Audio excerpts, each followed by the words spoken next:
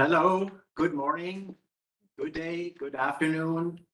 Thank you for joining the event number 1 of theme number 4 of the S&T 2021. And this is the session on the resilience of the CTBTO monitoring regime, including lessons learned from the COVID-19 pandemic.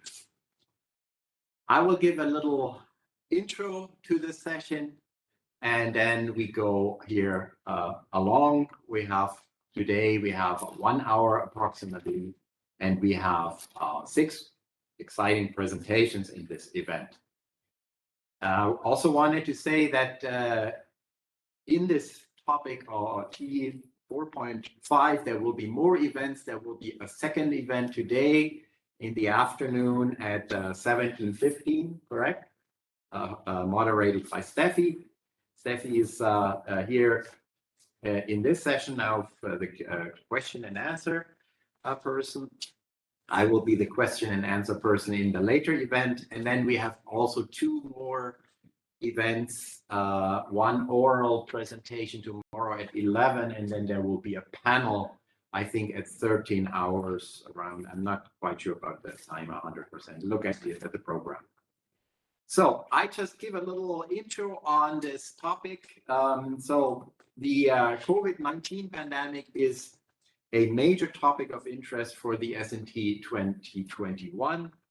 The global nature of it produced a resilience test for many, and in particular for a global monitoring system such as the CTBTO, that relies on continuous data gathering, transmission, and analysis.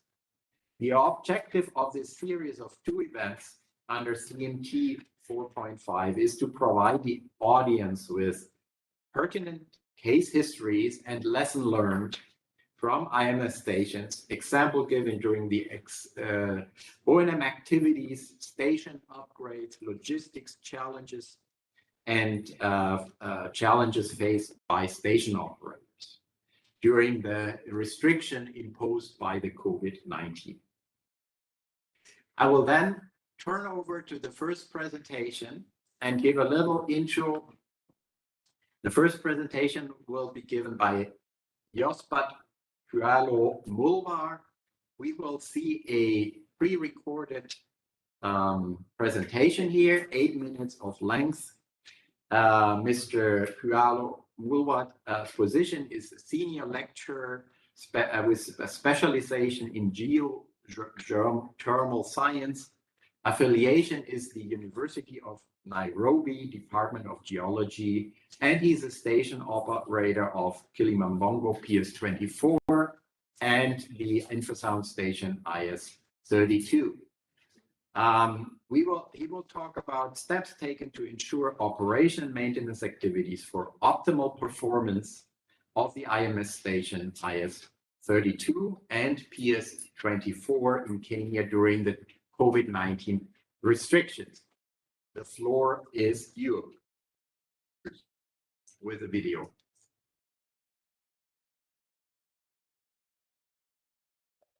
Welcome to this presentation entitled Maintenance Activities for Optimal Performance of IMS Stations IS-32 and PS24 in Kenya in the wake of COVID-19 pandemic. My name is Josephat Mulwa, and I will be making this presentation on behalf of my colleagues. So Kenya hosts two of the three that 7 facility international monitoring system, a primary seismic station and an infrasound monitoring station. These IMS stations are operated and maintained by the Department of Geology in the University of Nairobi on behalf of the National Commission for Science, Technology and Innovation, which is the authority. Operational activities at IS-32 were conducted as per the PCA contract during the COVID-19 pandemic. However, for PS24, this station experienced a number of operational challenges and problems and travel restrictions imposed on April 6, 2020, hampered routine operation and maintenance activities. So on the right is a map of Kenya showing the locations of these two IMS stations.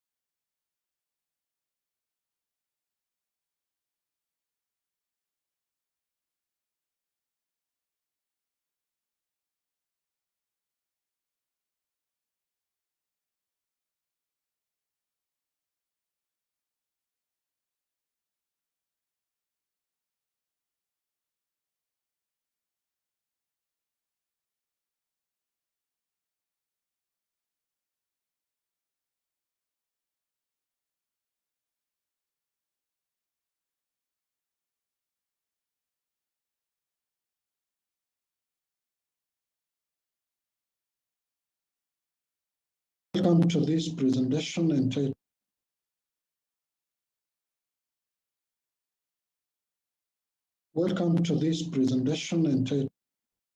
Maintenance Activities for Optimal Performance of IMS Stations IS-32 and PS24 in Kenya in the wake of COVID-19 pandemic.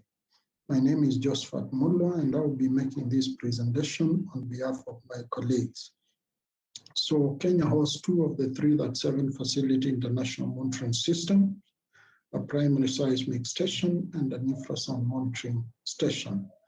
These IMS stations are operated and maintained by the Department of Geology in the University of Nairobi on behalf of the National Commission for Science, Technology and Innovation, which is the authority. Operational activities at IS-32 were conducted as per the PCA contract during the COVID-19 pandemic. However, for PS24, this station experienced a number of operational challenges and problems and travel restrictions imposed on April 6, 2020, hampered routine operation and maintenance activities. So on the right is a map of Kenya showing the locations of these two IMS stations. So on the left top, I show you an area in Kilimambogo lava shield where the primary seismic station, and then at the bottom, the entrance of the 40 meters tunnel where the IMS equipment as well as the GCI equipment are housed. At the center, I'm showing you IMS UPS and battery banks, which are equipped with a power stabilizer to regulate the mains power input voltage for the IMS equipment. And then on the right, I have GCI UPS battery banks, netgear switches, and routers at KMBO. Now, this slide shows data availability for the months of March 1st, 2020 to May 30th during the long rainy season. And what is evident here are rampant data gaps and outages occasioned by the long rains in Kenya. So what were the challenges in operation and maintenance of KMBO seismic station during the COVID-19 pandemic, and what steps were taken? One of the challenges was mains power outage in early 2020, which coincided with the long rain season, water leakage into the tunnel causing short circuiting and burning of electrical sockets and fuses, GCs, IMS outages as a result of mains power outage. In addition to that, GCI UPS battery banks were not providing the required backup power to GCI equipment as the threshold was very high at 96%. And this meant every time the GCI UPS batteries drained to 96%, then the GCI link would be lost. The consequence of that was IMS data availability would be zero as long as the mains power outage persisted. So as a result of the high threshold UPS battery capacity, this led to new communication and IMS data gaps and outages. Again, the problem of operation and maintenance at the station were exacerbated by cessation of movement in and out of Nairobi imposed on April 6, 2020. And there was need, therefore, for the station operators to be granted travel restriction exemption for the purposes of conducting operation and maintenance activities at KMBO.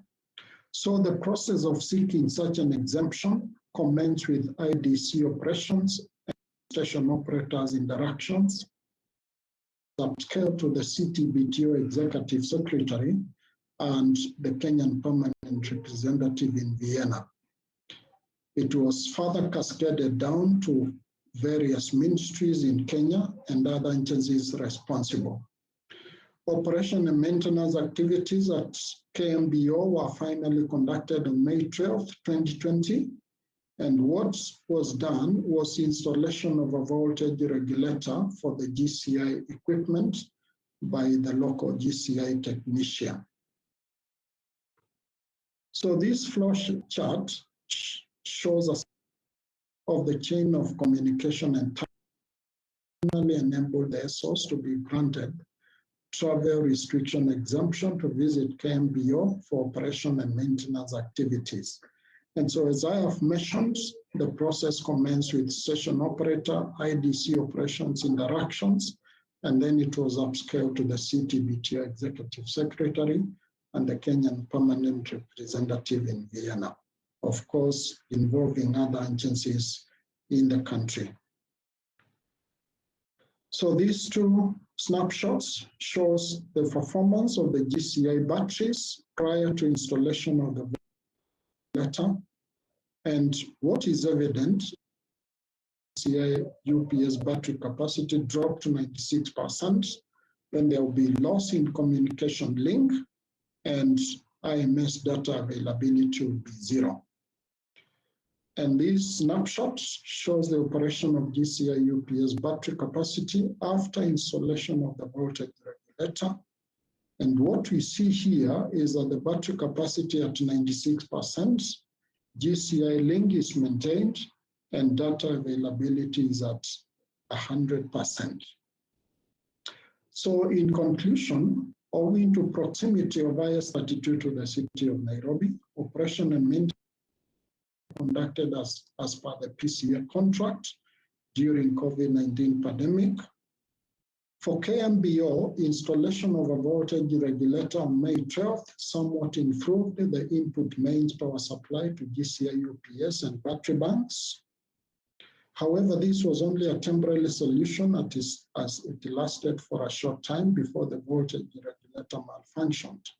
Short-term solution to power issues at KMBO would therefore involve installing appropriate voltage regulator to the GCI UPS and battery banks. However, in the long term, a number of things need to be done, fractures and other openings, and I can report this has already been done. Power upgrade by preferably installing a power backup supply. Again, I can report that a preliminary assessment survey has already been conducted, and a complete overhaul of the electrical wiring and cabling in the tunnel. Thank you very much for your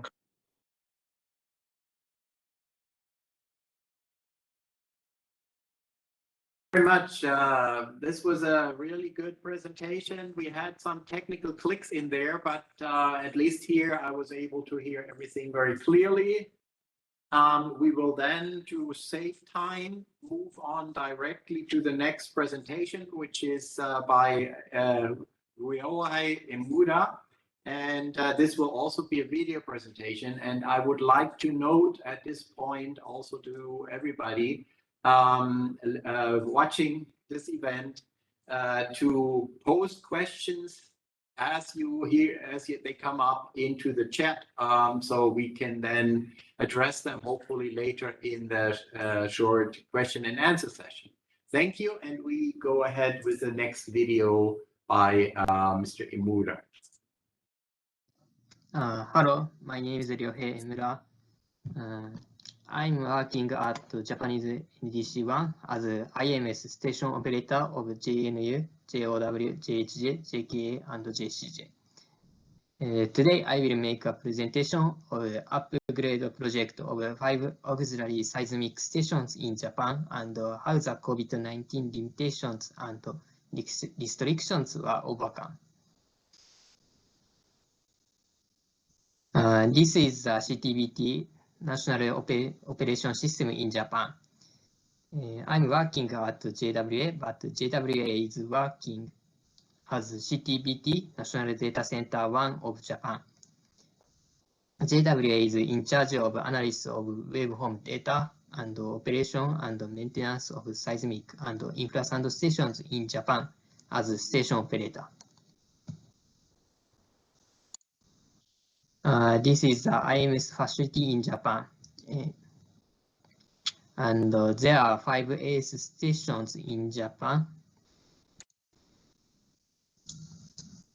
The left side figure shows the system before upgrade.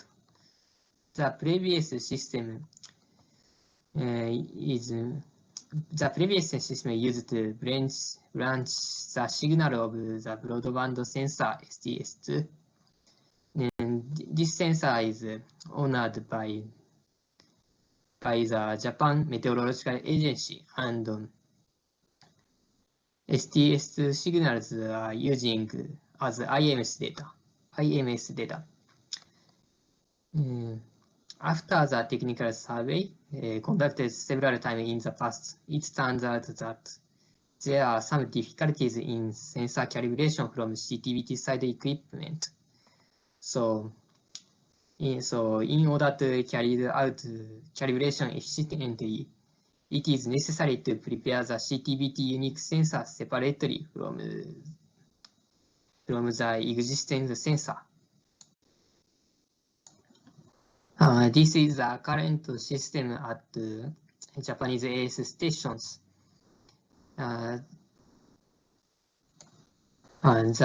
new sensor for CTBT were installed near the existing observation sites. The station is using Group CMG3T broadband sensor.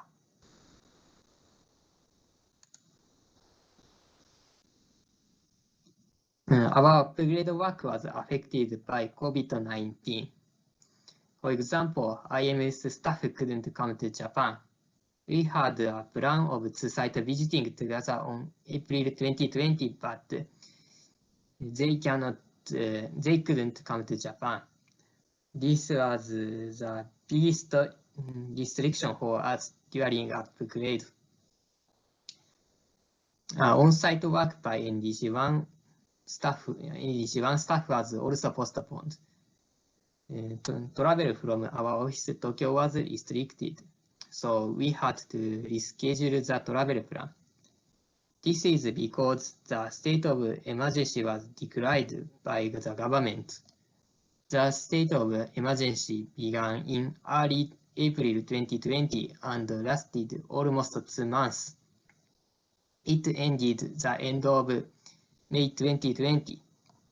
But there are travel limitations at all time of 2020 due to reduced flights. This is the actual upgrade schedule. And some construction works have finished before March 2020, but during the state of emergency, this is April 2020 and May 2020, SO cannot go to the site. After the state of emergency has ended, SO can go to the site, but there was some difficult to adjust schedule with the influence of COVID-19. But after the state of emergency, we promptly performed on-site work at one station per month.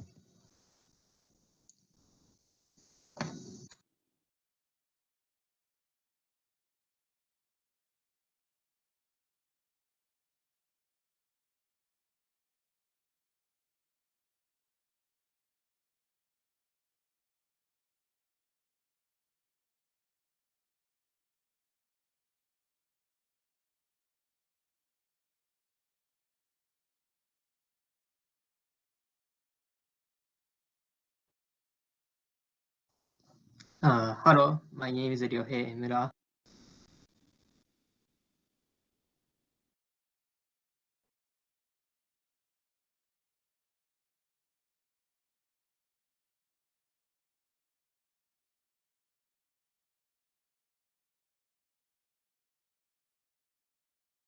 Emura-san, could we possibly ask you to finish up your presentation live with a few words, because we have some technical issues, and if we play the video, it would play again from the very beginning.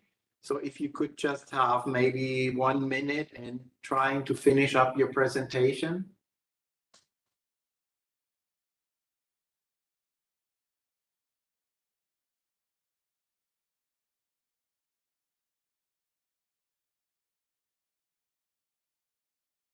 Does not seem to work. Yes, so I will share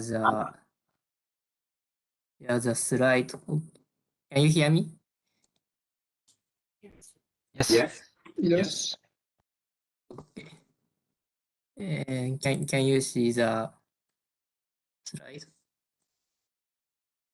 Yes, we see your screen. We see a folder with files. A file. Ah, sorry. Okay. Sorry. So that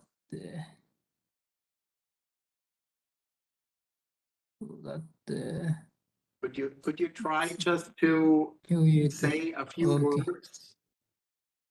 Because we are running out of time.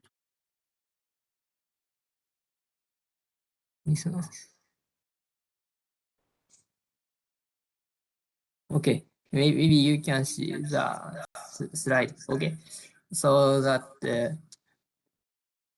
I will say that.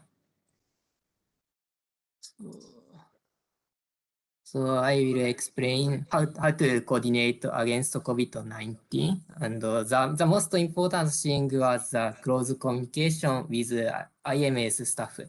This is mainly by email.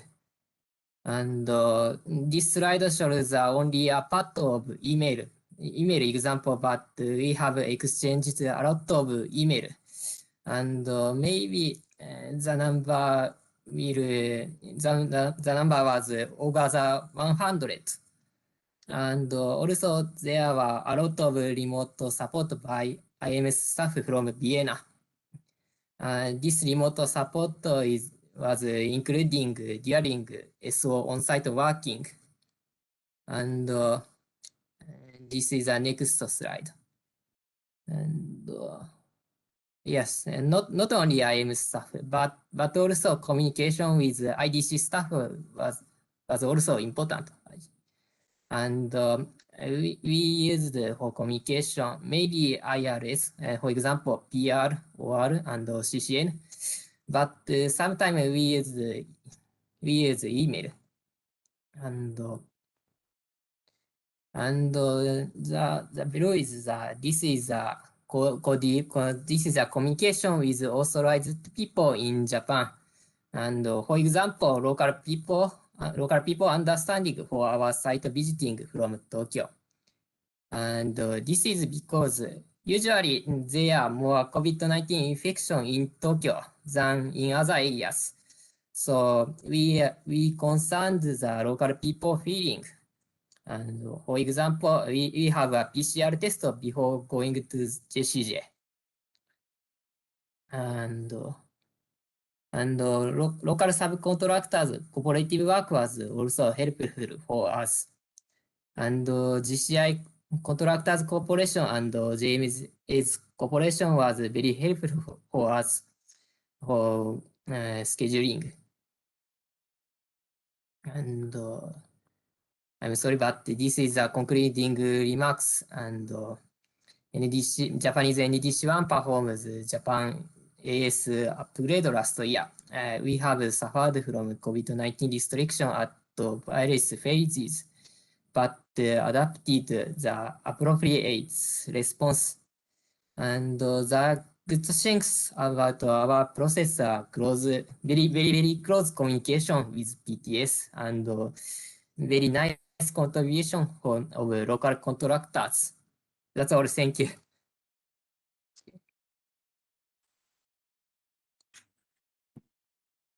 Thank you so much. This was a very nice presentation. It was also a bit with technical difficulties, but thank you for backing it up so nicely.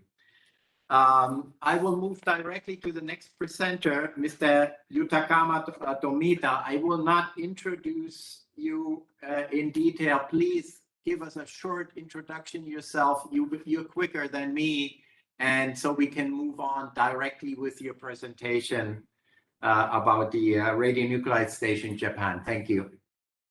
Floor is yours.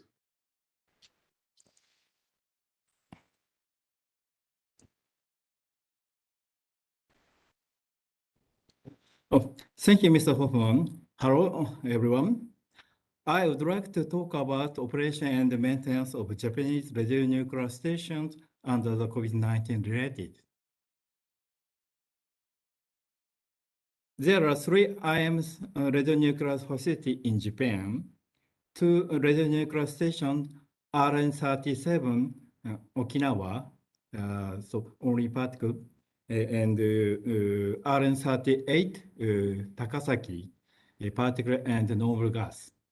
So local operators stay at station site and perform daily checks and maintenance works. There is a radionuclear laboratory 11 in Tokai. So normally, station operator and the station manager stay in Tokai. If a difficult problem occurs in station, station manager goes on a business trip to the radionuclear stations.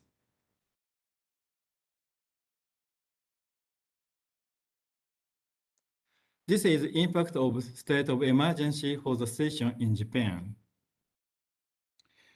The first wave of the COVID-19 came to Japan in April 2020. Japanese government asked for a minimum reduction in people-to-people contact and performed immigration restrictions of visitors from foreign countries. JA is my institute. JA responded to the request from the government as follows. Reduce local operators and JA staff to less than half. Self-restrict of business trip for maintenance work. Postponement of maintenance performed by manufacturer. During COVID-19 pandemic, several equipment such as equipment failures occurred in the station. This is flowchart for the troubleshooting. When a local operator finds a problem with the equipment, the local operator reported to station manager. After confirming the failure status, the station manager submits problem to report to CTBTO. After that, CTBTO sends the troubleshooting to station manager. If necessary, manufacturer provide technical advice for us. I'll give you 2 examples of maintenance during COVID-19 pandemic. So the first example is trouble caused by postponement of annual maintenance of sauna. Sauna is noble gas measurement equipment. Normally, annual maintenance for the sauna is carried out as following with an engineer of the manufacturers. But the annual maintenance has been postponed due to restricting the entry of foreign nationals. Therefore, the sampling pumps were not replaced. Then the sampling pumps were broken. Unfortunately, a young local operator in Takasaki has no experience to replace the sampling pump. However, since CTBTO sends a detailed instruction to us, this one, the local operator could replace the sampling pumps without any problem. We really appreciate the CTBTO staff effort. Next example is trouble of a detector of RASA. RASA is radionuclide particle measurement equipment. As you can see, many noises appear in the spectrum of RASA, such as in. So the cause was corrosion of the preamplifier in the detector. This one.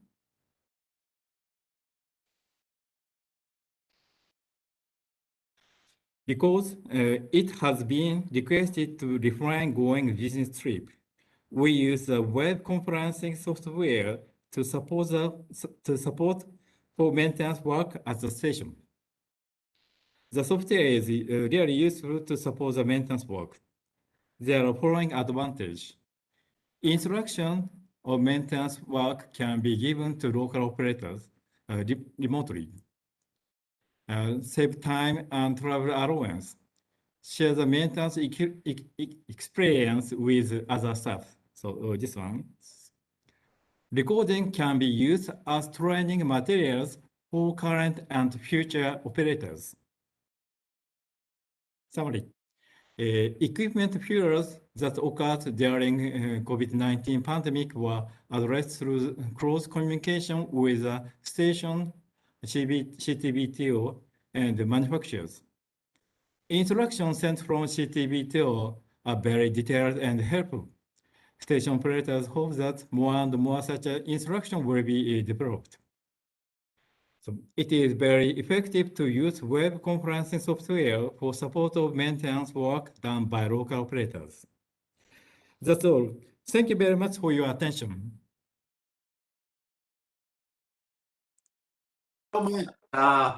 Exciting. I enjoyed this very much, this presentation. Very good insight in work and in the problems you were having. And in order to save time, we will move on to the next presentation. Thank you so much. Maybe we come back to you in the question and answer. Next presentation will be by Nikolai Wallenstein, Portugal, Azores. He will talk about IS 2042 and all the other things he will say himself. Let's go, Nikolai. It's your turn.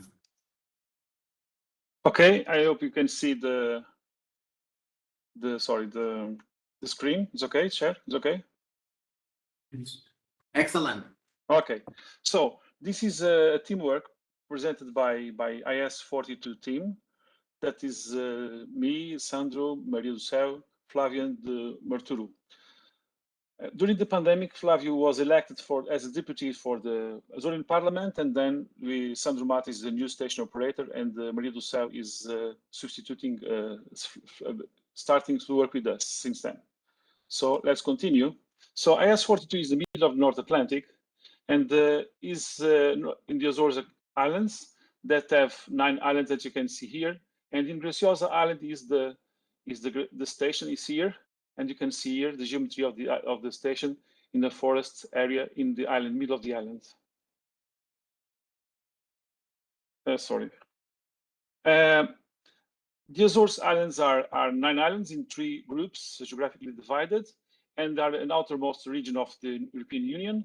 And we have problems of territorial discontinuity and accessibility and health resources limitations. So if you can see here, if you are based in this island of San Miguel, and then you have to travel to Graciosa Island by plane with the stopover over Terceira Island.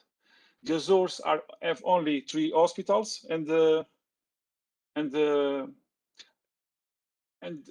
or for all the 9 islands. So this is limitation in terms of health care, and this is particularly felt during the COVID-19.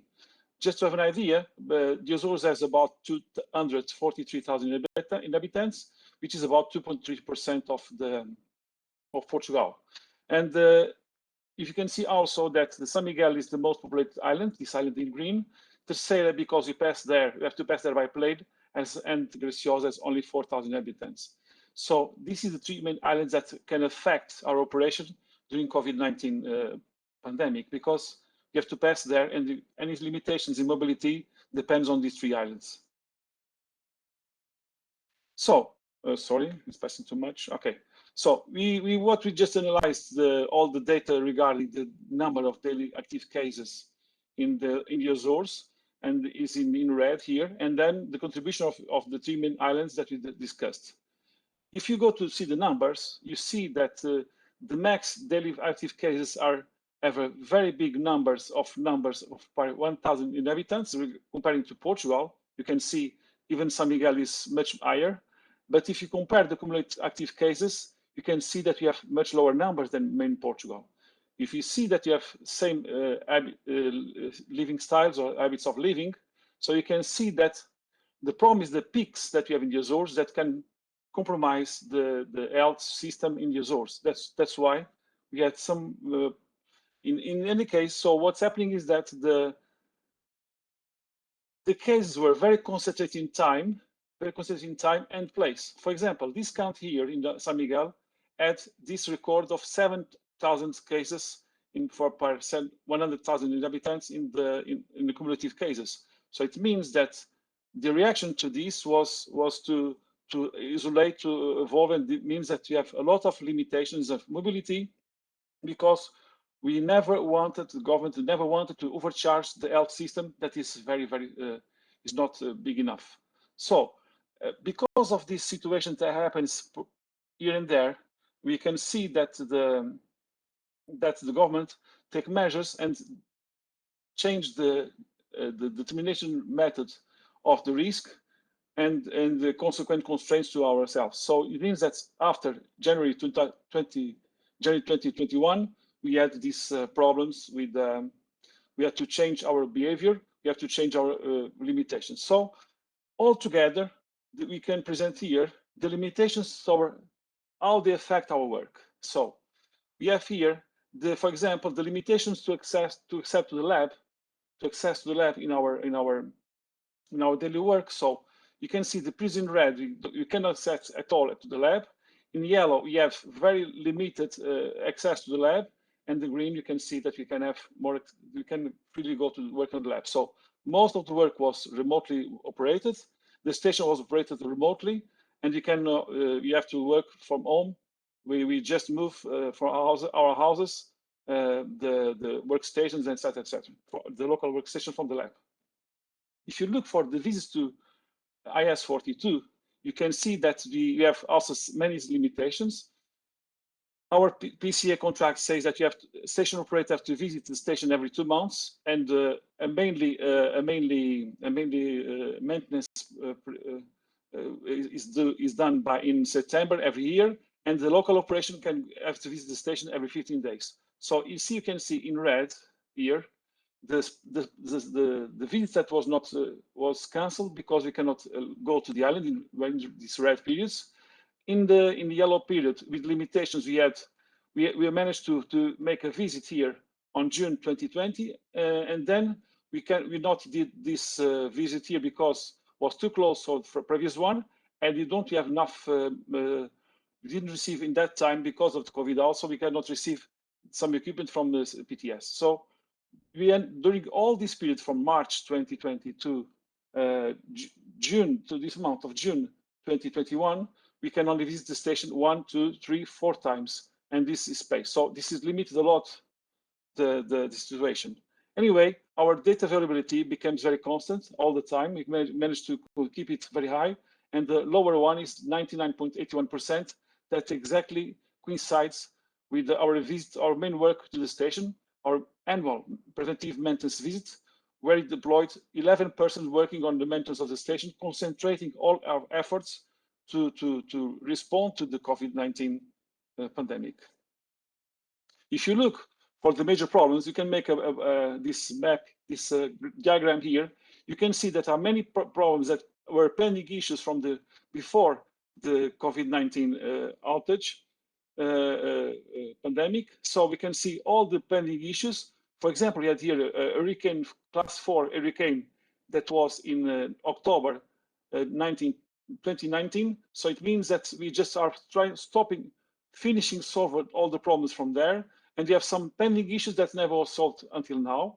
And of course, we have many problems that appears also during this period. So you see here in the yellow when the problem occurs, and the green when it was solved. And sometimes take more time to be solved. And when we finished, it was completely solved. During last in the end of 2020 and 2021, we have 2 major problems. One is the main workstation was down, was broken, and the other thing is that the energy supply for H5 was burned by a thunderstorm, and we still have these issues pending. In this case, it's in yellow because we just changed to the spare workstations is working, but we didn't receive yet a new workstation. So to conclude, IS-42 is located in the Azores Islands, another remote region of the EU, with the problems that I mentioned before.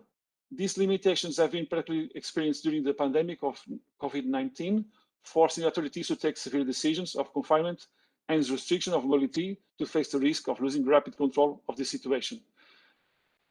The approach of made authorities managed to allow to concentrate the occurrences in time and space, and but with the emergency of the alpha variant from the UK, the situation became dominated by communitarian transmission. Of course, the restrictions imposed by the COVID-19 and affected our activities of IS-42 station that can be divided into levels: the limitation of access to the laboratory, working from home, and the limitation to travel to the visit station. So for discussion, we'd like to say that operators have to spend several intermittent months working from home, and several monthly visits to the station were cancelled or postponed. The cancelled visits was substituted by partial tasks performed by the local operator. Nevertheless, DA never went down below 99.81%. We have to deal with several pending issues and new problems that occurred during this period. Some of them had a quick solution, but most of them are still pending. In 2021 occurred two serious still pending problems that may lead to a station non-mission capability state. Some delays and extra work teams efforts were needed to overcome the problems due to the COVID-19 pandemic restrictions. All the processes were slower from the PTS, and as expected, of course, we noted a slower response during this period, in particular from MFS in 2021. We believe that these problems from MFS can be solved faster and with less workload to MFS with a different approach in the PCA contract or optional expenses category. It means that if you can have a small extra flexibility in making small expenses to face some minor problems, will be better and let lower workload to MFS. Sorry, and that's it. Thank you very much for your attention. Thank you so much, Nicola. Very exciting presentation again. It's our job on those remote islands to maintain stations. I can imagine, and you very clearly showed this.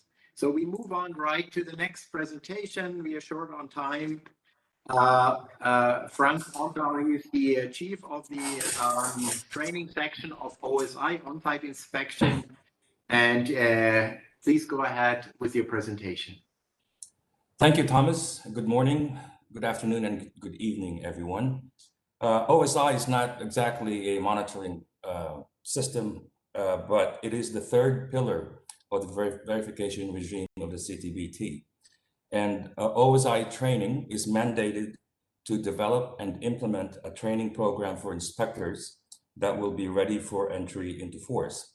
To do that, we conducted a 4-year training program for about 84 new inspectors that spanned from 2016 to the beginning of the pandemic. And during the pandemic, we were in the last phase of the training program when COVID-19 started. So this presentation will talk about the challenges that we faced and how we mitigated those challenges. So let me start with this first slide, the optimistic view of the pandemic. In every crisis, there's always an opportunity. So COVID-19 became a catalyst for a lot of training providers worldwide to develop innovative learning solutions in a short period of time. And it has accelerated the provision of online distance learning at an unprecedented scale, thanks to digital tools and modern learning technologies. This crisis has simply accelerated the transition that we wanted to do to digital learning. So what are our challenges? The typical OSI trainee is basically something called a visual kinesthetic learner, which means that they learn faster or best when they see and do. So OSI technical training had always been reliant on face-to-face hands-on training. That obviously was taken out during the lockdown. And in fact, the OSI division work program was probably the most affected out of all the PTS divisions when the lockdown started. The second challenge that we have is that most OSI techniques have no analogous application in the trainees' daily lives. Most of our trainees are experts in their own disciplines, but what they do in their daily lives is very different from what they do when they apply those techniques and equipment during an on-site inspection. The third challenge was equipment and techniques for OSI are very difficult to visualize to start with. And when the lockdown started, we were also forced to stay at home, and therefore getting camera crews go to our equipment store to film tutorial videos was not possible during the first few months of the COVID pandemic. Fourth one, On-site inspections requires a team. It is not an individual activity, and that requires a lot of soft skills training, which is very difficult to transition online. And our last challenge was to make sure that we need to keep our trainees engaged during the lockdown. One of our biggest concerns is something called skill fade, and that is when new capabilities that were acquired through training is lost from a period of non-use. So how did we manage to overcome these challenges? Our resiliency strategy is built on 3 major interventions. The first one is diversify, which means we need to build diversity in the way we provide training so that we have no single point of failures. The second one is to collaborate. We need to break down organizational silos regarding the allocation of training resources, both in human resources and technology. And the last one is to adapt to make sure that our program is flexible and is scalable against any uncertainty. Most of these strategies were partly in place before the lockdown started, and that gave OSI training a little bit of a smoother transition when the COVID-19 restrictions started in March of 2020. So in terms of diversified training platforms, the first one that we did was to make sure that we keep our trainees engaged and we make sure that the conversation is open so that they do not lose track of what we're trying to do. So the first platform that we used were webinars. It is relatively low tech. We conducted 7 webinars on different topics from March to 2020 to April 2021. Webinars are good because they are conversational. They are also interactive if you design them properly, and the trainees get instant feedback during the session. The second example of a diversified training platform is what we are concentrating on now, which is providing remote user-directed software training to all of our trainees. And this is where they can remotely access software applications that are used for their equipment, for data processing and analysis. This will be mated to step-by-step tutorial videos. They will get task-based assignments to complete the training, and there will be a feedback system in place. So our goal is, at the very end, all they have to do when face-to-face training is once again possible is to come to Vienna and actually touch the equipment that they have been training on online. Another low-tech solution that we are going to implement is a simple old digital bulletin, which is basically updates on equipment or any software that have developed while they have been away from Vienna. All of these, we have to bear in mind that the internet infrastructure globally is very different, and we don't want to leave anybody behind that has limited bandwidth capacity. So we have to design all of this to make sure that it is accessible to all. The second one is to make sure that we collaborate. We need to know that and identify all the human and technical resources related to the digital training tools within the PTS. And we did that in August of 2019 with a Train the Trainer course for all training managers. Training the trainer to design courses for online learning versus face-to-face training is very important. A poorly designed training course on-site cannot just be transferred to a digital platform and expect that to work. And the last point here is that we are starting to share our lessons learned with other PTS training managers to let everybody know what works and what doesn't work. And we need to continue developing partnerships with the rest of the division when it comes to online training. My last point here is about adaptation for any unplanned emergencies. We need to make sure that The courses are scalable. It can be scaled down to a few, or you can scale up for many. We need to make sure that training programs are flexible. They can either be high-tech, low-tech, or no-tech solutions. We need to make sure that we have alternative means for assessment of learning.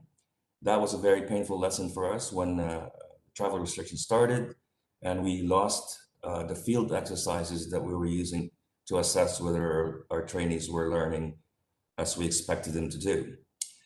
And last but not least, which is the whole point of this presentation, we need to achieve true blended learning, where the teaching gap between online training versus on-site training is minimized to the best extent possible.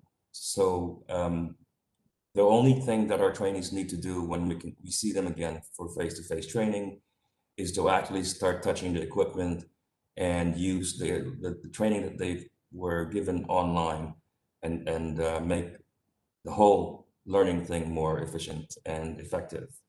Thank you very much. Presentation, enjoyed it very much. Could clearly see the difficulties that you are having there with the restrictions. We move right to the next one and the last presentation, which will be given by Martin Kielström and Nicolas Macarenas, IMS, MFS, and we look forward to this presentation. Go ahead. Thank you very much, Tom. I hope you can see my screen. So I represent the monitoring facilities support section within the IMS division at the CTBTO.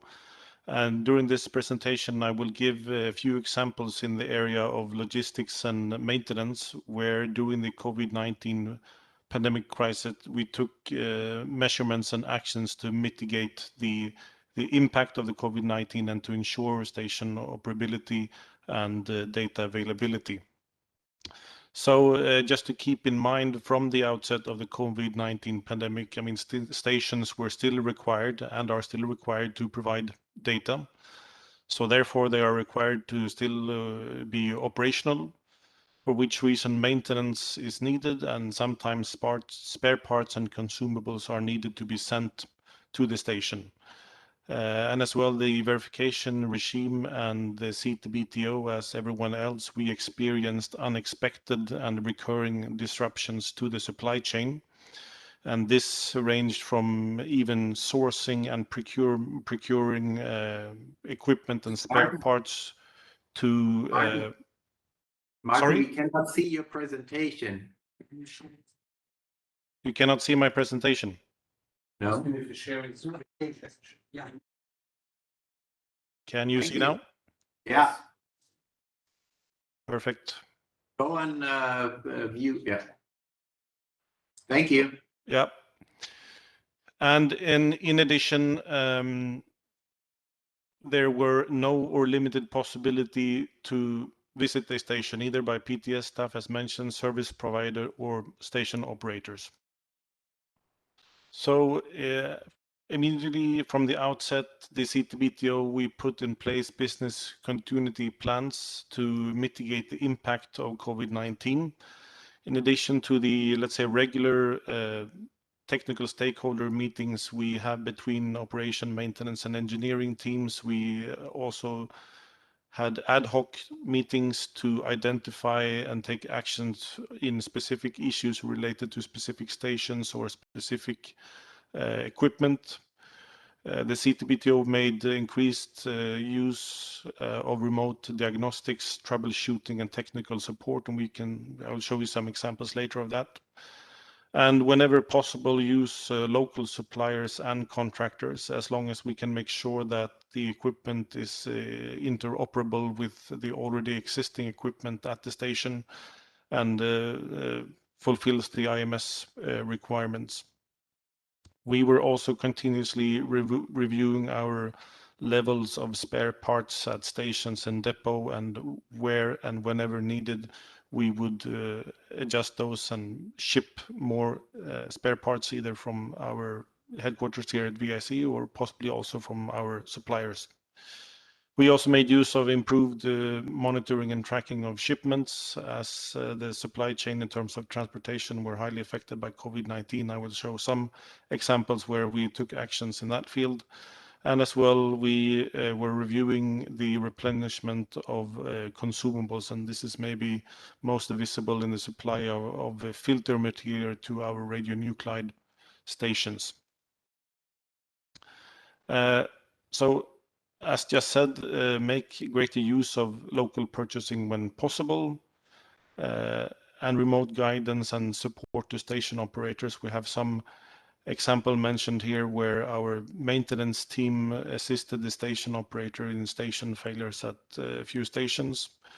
And in general, I mean, we were also looking for ways and increased effort to use in-country support, both locally and regionally, making station operators close to each other, possibly assist each other with the same similar problem. And we have some example mentioned here of a few stations.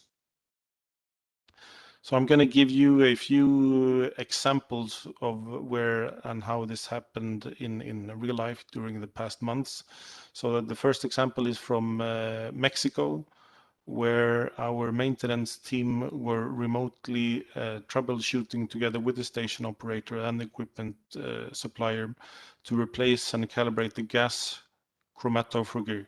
I'm not a technical guy, but I understand that this was the first time that the GC was replaced remotely by the station operator based on remote assistance. So this is a perfect example where the PTS maintenance team and the station operator work closely to restore data availability. 1 more minute, please. Yep. And these are 3 other examples for detector maintenance, also remote.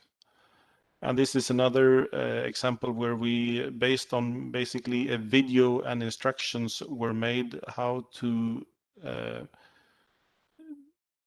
demonstrating to the station operator how they could replace a drive roller. So using also video-based remote assistance to help the station operator.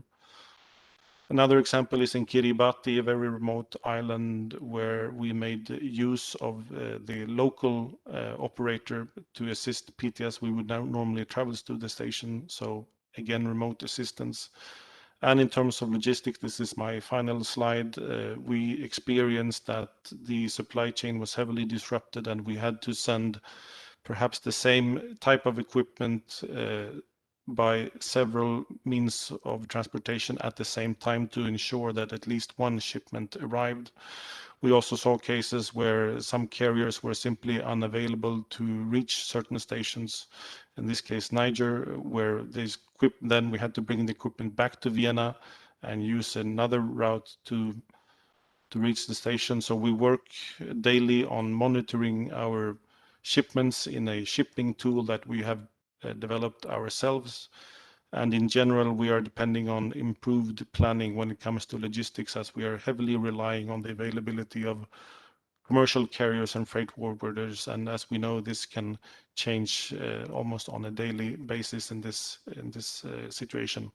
So that's the end of my presentation. Thank you very much. Great presentation again. We try to stay within the time frame. We actually got one question, and Steffi, do you want to go ahead and then we see if we can answer it later in the chat or? Yes, actually, I noted many questions. Unfortunately, we'll not have time to address all of them now. But one question that came from the chat on the live stream, Franz, is to you. Probably not to answer now, but just note it's from the Cook Islands.